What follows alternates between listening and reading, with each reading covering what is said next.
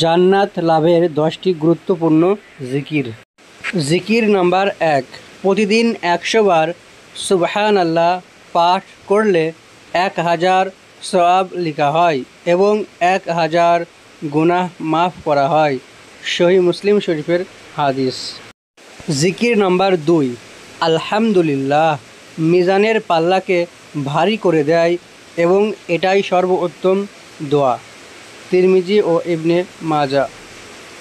জিকির নাম্বার 3, লা ইলাহা ইল্লাল্লাহ সর্বোত্তম জিকির। তিরমিজি শরীফ ও ইবনে মাজা শরীফের হাদিস। জিকির নাম্বার 4, সুবহানাল্লাহ আলহামদুলিল্লাহ ওয়ালা ইলাহা ইল্লাল্লাহু আল্লাহু আকবার। এই কালিমাগুলি আল্লাহর নিকট অধিক প্রিয় এবং নবী করিম সাল্লাল্লাহু আলাইহি ওয়াসাল্লাম বলেন, পৃথিবীর সমস্ত জিনিসের চাইতে আমার নিকট অধিক প্রিয়। সুবহানাল্লাহ। সহিহ মুসলিম শরীফের হাদিস। জিকির নাম্বার 5, যে ব্যক্তি সুবহানাল্লাহি ওয়া বিহামদিহি প্রতিদিন 100 বার পাঠ করবে, সমুদ্রের ফেনা পরিমাণ সগীরা গুনাহ থাকলেও তা মাফ করে দেওয়া হবে। সহিহ আল বুখারী ও সহিহ মুসলিম শরীফের হাদিস।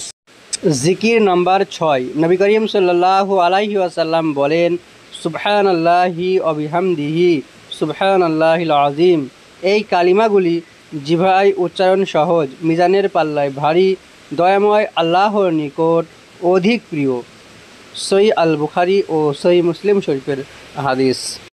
জিকির নাম্বার 7, যে ব্যক্তি সুবহানাল্লাহিল আযীম ওয়া বিহামদিহি পাঠ করবে, প্রতিবারে তার জন্য জান্নাতে একটি করে জান্নাতি খেজুর গাছ রোপণ করা হবে।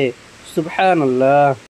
জিকির নাম্বার 8, নবী করিম সাল্লাল্লাহু আলাইহি ওয়াসাল্লাম বলেন, লা হাওলা ওয়ালা কুওয়াতা ইল্লা বিল্লাহ হচ্ছে জান্নাতের গুপ্তধন সমূহের মধ্যে একটি গুপ্তধন। সহিহ আল বুখারী ও সহিহ মুসলিম শরীফের হাদিস।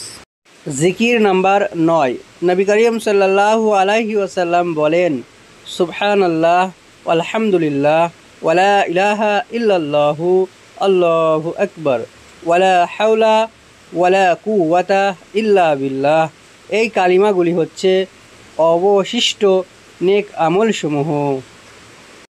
জিকির নাম্বার 10, নবী করিম সাল্লাল্লাহু আলাইহি ওয়াসাল্লাম বলেন, যে ব্যক্তি আমার প্রতি একবার দরুদ পাঠ করবে, আল্লাহ তাআলা তার প্রতি 10 বার রহমত বর্ষণ করবেন। আল্লাহুম্মা সাল্লি আলা মুহাম্মাদি ওয়া আলা আলি মুহাম্মাদ কামা সাল্লাইতা আলা ইব্রাহিম ওয়া আলা আলি ইব্রাহিম ইন্নাকা হামিদুম মাজিদ।